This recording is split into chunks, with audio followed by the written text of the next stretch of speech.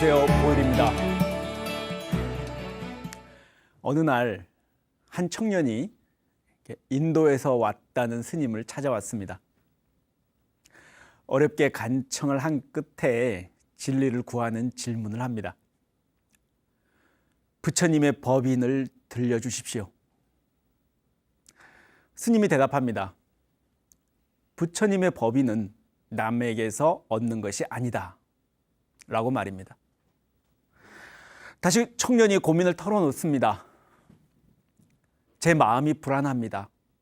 부디 제 마음을 편안케 해주십시오. 스님이 대답하죠. 너의 불안한 그 마음을 가져오너라.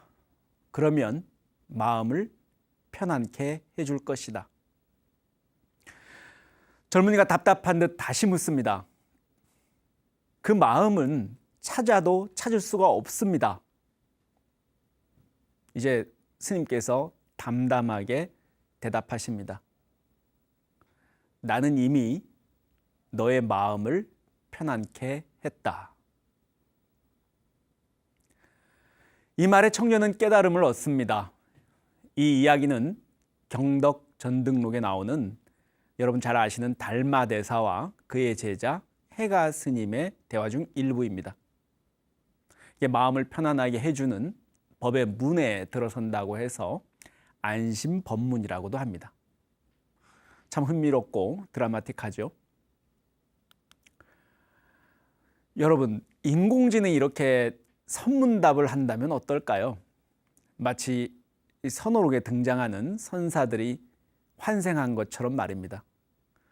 예를 들면 경허 스님이나 성철 스님께 방황하는 젊은이들이 이렇게 지혜를 구하고 선택의 기로에서 이렇게 길을 물어올 때 그들하고 이렇게 대화도 해주고 고민도 들어주면서 삶의 통찰을 전해줄 수 있을 것입니다. 최근 인공지능 기술이 이렇게 비약적으로 발전하면서 인공지능이 이게 큰 스님들의 역할을 대신할 수도 있을 것 같습니다. 다소 황당하게 들릴 수도 있는데요. 하지만 현재 상황을 한번 볼까요? 최근 코로나19로 인해서 종종과는 다른 방식으로 회사 업무를 처리하거나 학교 수업이 실시되고 있습니다. 특히 불특정 다수를 상대하는 서비스 업종 같은 경우 그 대안이 절실하죠. 그래서 직접 찾아가서 물어보는 것이 아니라 전화 또는 인터넷을 통해서 그런 상담도 하고 그 상담을 인공지능 챗봇이 대신하고 있는 그런 방법이 활용되고 있습니다.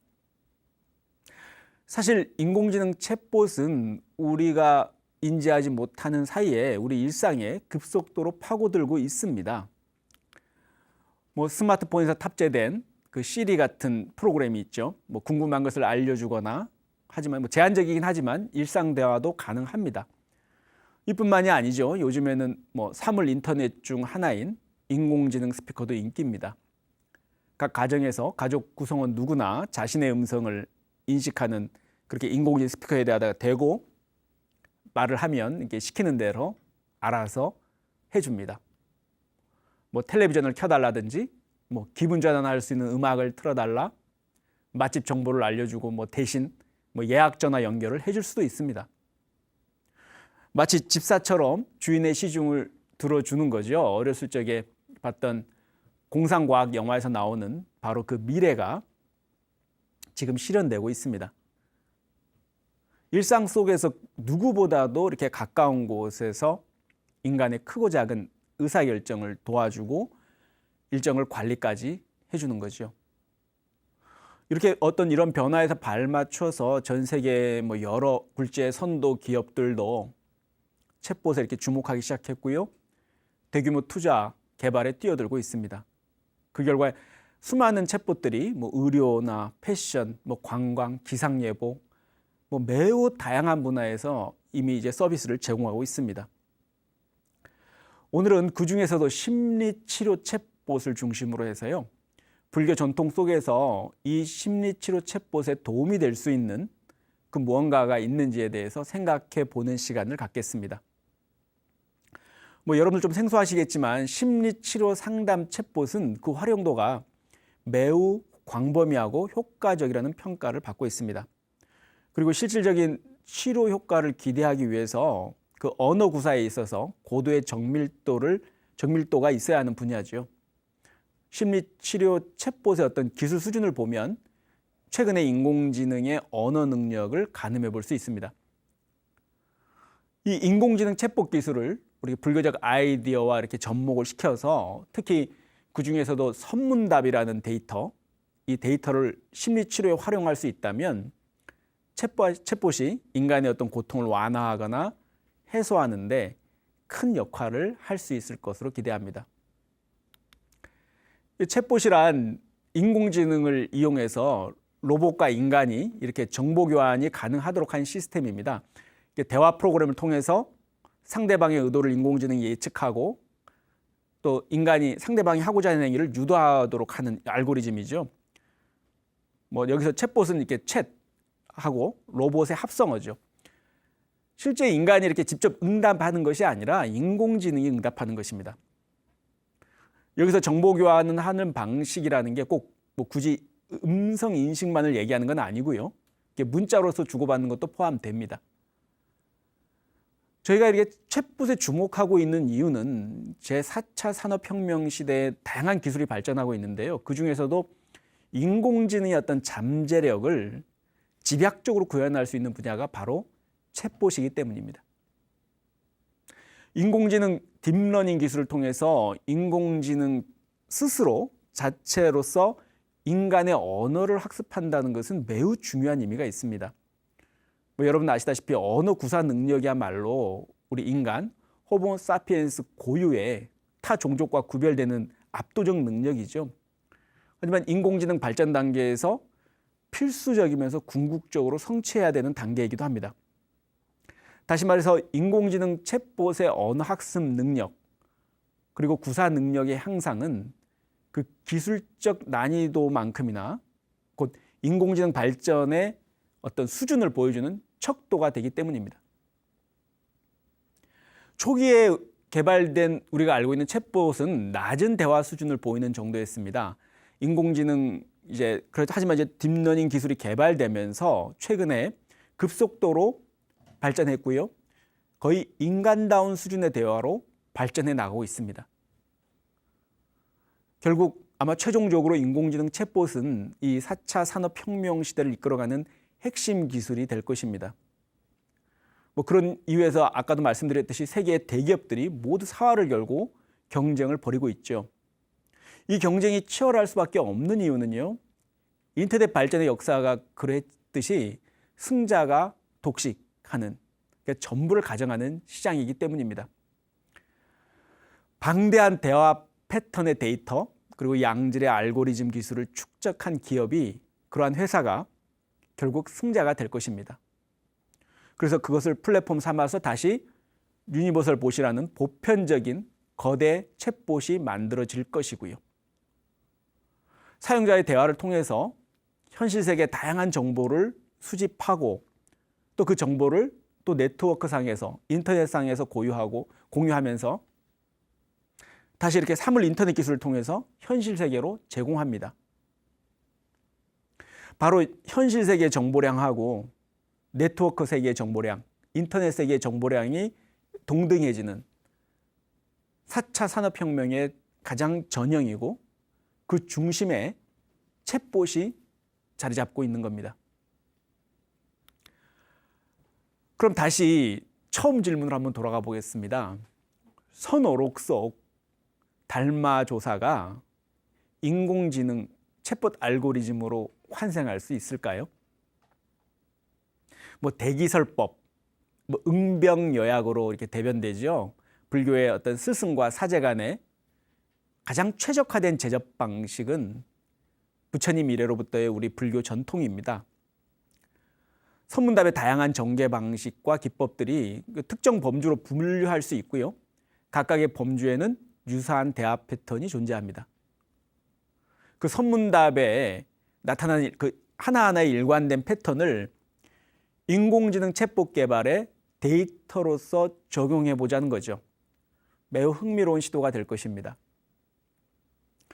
선문답과 설법에 내재한 어떤 은유, 이러한 은유들이 인식이나 정서 양 측면을 동시에 아우르는 어떤 효과적인 치료 기법이 된다. 뭐 이것은 부처님 당시부터 이미 우리 불교 내부적으로 체화된 전통입니다. 결국 이렇게 인간의 언어를 통해서 인간의 고통을 완화하거나 이렇게 해소하는 문제는 전통이다, 뭐 첨단이라고 할 것 없이 우리가 시대를 초월해서 공유하는 우리 인간의 주된 관심사라고 할 수 있습니다. 그렇다면 어떻게 선문답의 은유 기법이 사용된 대표적 문답들이 챗봇의 어떤 응답 알고리즘으로 데이터가 구축될 수 있을까요? 우선 인공지능 챗봇은 많은 키워드하고 대화 스토리를 기억해야 수준이 고도화되고 정교해지겠죠. 뭐 그러기 위해서는 기본적으로 우리 선오록이나 이런 데 나와 있는 체계화된 선문답에 대한 데이터를 입력해야 되고 저장하는 게 선행되어야 하겠죠. 즉, 선문답에서 내재되어 있는 여러 기법들이 실제 챗봇에 응용되기 위해서는 그 여러 선불교 전통 또는 그 불교 전반의 전통에서 전승되어 온 문답 사례들이 일단 수집돼야 됩니다. 그리고 데이터화돼야 되겠죠. 또 그 과정에서 알고리즘을 이렇게 유형화시키는 게 필수적입니다. 한번 구체적으로 한번 예를 들어보자면 이것은 하나의 예인데요. 대표적으로 이 그림에서 보시는 것처럼 뭐 해소 알고리즘, 은유 알고리즘, 화두 알고리즘 등으로 이렇게 이름을 붙여보는 거죠. 그리고 각각의 분류하는 방식을 이렇게 채택할 수 있을 것입니다. 챗봇은 사용자의 이전 상담 기록이나 배경을 이렇게 데이터화해서 저장해 두었다가 상담이 딱 시작되면 이용자의 어떤 근기나 상태를 미리 유형화해 둔 그 알고리즘에 따라서 상담을 진행할 수 있게 됩니다. 그리고 만약 상담이 끝나면 종료된 상담 내용은 다시 패턴화되고 범주화돼서 또 각 유형으로 분류돼서 저장될 것입니다. 그러면 그러한 통계 데이터를 바탕으로 점차 효과적인 심리치료가 가능해지겠죠. 선문답에 내재된 어떤 특징들, 뭐 해소시켜주고 은유를 통한 방식들, 이런 기법들을 패턴화시켜서 다른 심리치료 분야의 어떤 다른 데이터들과 자연스럽게 연동시킬 수만 있다면 가능한 얘기이기도 합니다. 여러분 잘 아시는 선불교 전통에 있어서 제자의 질문에 대해서 스승은 그 어떤 해결보다는 그 문제를 해소시키는 방법을 취합니다. 다시 말해서 제기된 문제 자체가 기본적으로 성립되지 않음을 또는 뭐 문제가 되지 않음을 깨닫게 해주는 거죠. 그렇게 함으로써 정신적 속박에서 벗어나게 해줍니다. 뭐 따라서 일시적인 위안을 주는 미봉책 또는 뭐 위로하는 말씀을 전하는 게 아니고요. 근본적인 원인을 제거해버리는 그런 방법입니다. 예를 들면 아까 말씀드렸던 에피소드에서 그 제2조 해가 스님께서 초조 달마조사를 칭견했을 때 제자로 거둬주실 것을 청했지만 달마대사는 면벽한 채 돌아봐 주지 않죠. 그러다가 이제 해가가 걔대로 자신의 왼쪽 팔을 잘라서 위법망구의 결심을 내보인 후에야 달마대사는 해가 스님의 대화에 응합니다. 달마는 해가 스님의 심리적 불안에 대한 별도의 처방을 내리기보다는 그 심리적 불안의 근원을 겨냥하고 있습니다. 해가는 본래 자신이 겪었던 심리적 고통의 원인과 실체가 없는 망상이었음을 깨닫게 되죠. 이처럼 선문답에서는 내담자가 제시한 문제에 대해서 별도의 답을 내놓기보다는 그 제기된 문제 자체를 무력화시키는 방법을 취합니다. 다시 말해서 문제를 해결하는 것이 아니라 해소시켜버리는 거죠. 이런 대화 사례는 인공지능 챗봇 데이터라는 관점에서 일단 편의상 해소 알고리즘이라고 이름 붙여봅니다. 또 다른 방식으로는 은유를 통한 심리 치료 방식을 생각해 볼 수 있는데요. 예를 들면 이렇습니다. 여러분 아시겠지만 어느 날 마조 도일이 바위에 앉아서 좌선을 하고 있었습니다. 그것을 본 그의 스승 남학 회양 스님께서 갑자기 마조 스님 앞에 벽돌을 갈기 시작합니다. 이해할 수 없는 스승의 행동에 마조 도일 스님은 궁금함을 참지 못하고 지금 무엇을 하시냐고 묻습니다. 남학 해양 스님이 대답하지요. 갈아서 거울을 만들려 한다. 마조 스님이 어이가 없다는 듯이 반문하죠. 아니, 벽돌 가는 것으로 어느 세월에 그게 거울이 되겠습니까? 그러자 스승인 남학 회양 스님께서 기다렸다는 듯이 한마디로 일축해버립니다. 그대가 좌선을 통해서 성불을 하겠다는 것도 이와 다르지 않네.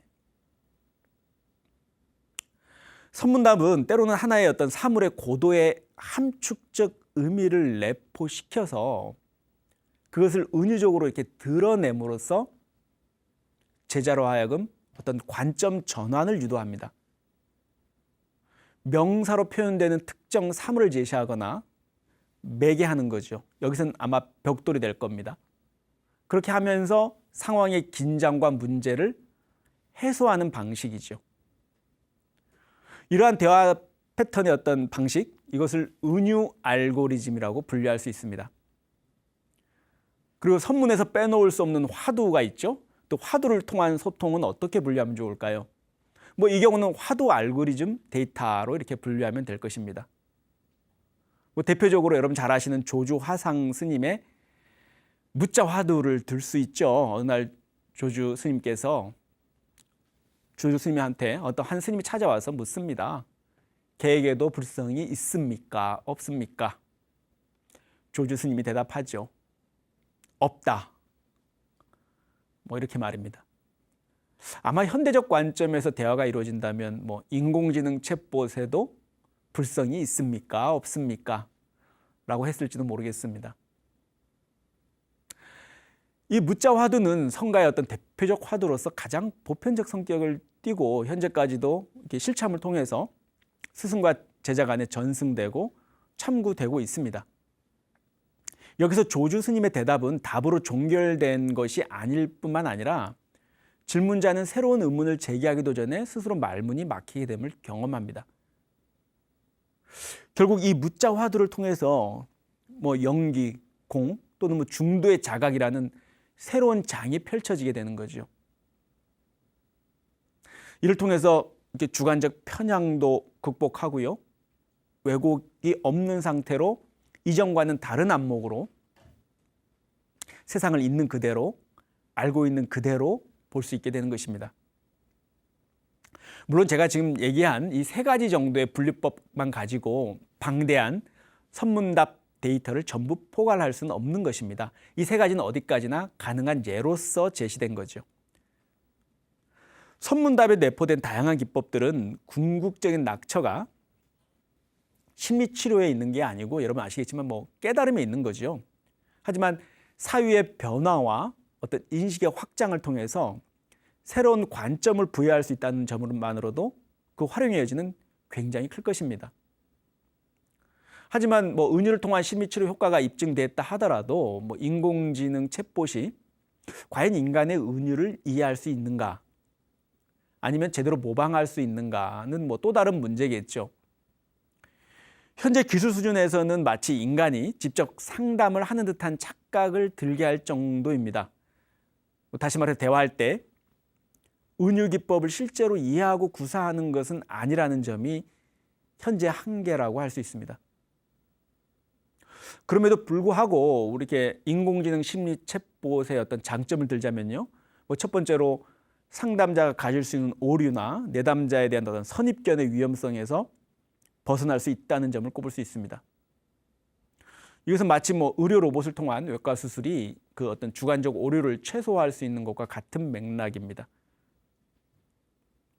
반면 이게 심리치료사를 통한 면대면 심리치료는 내담자에 대해서 상담자가 어떤 기존의 선입견을 품고 대할 위험성이 있습니다.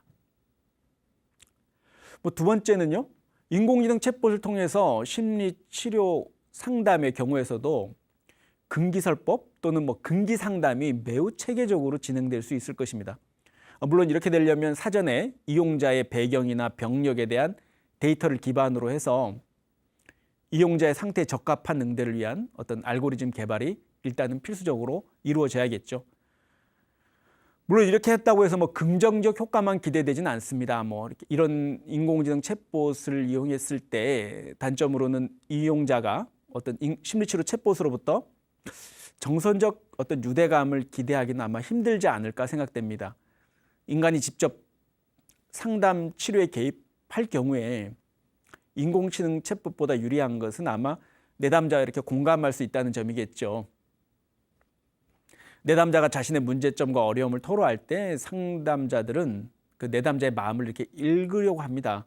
즉 직접 상담, 이렇게 면대면 상황이 주는 친밀감 혹은 어떤 정서적 안도감이라는 면에서는 인공지능이 상담 치료사를 뛰어넘기에는 역부족이 아닐까 싶습니다.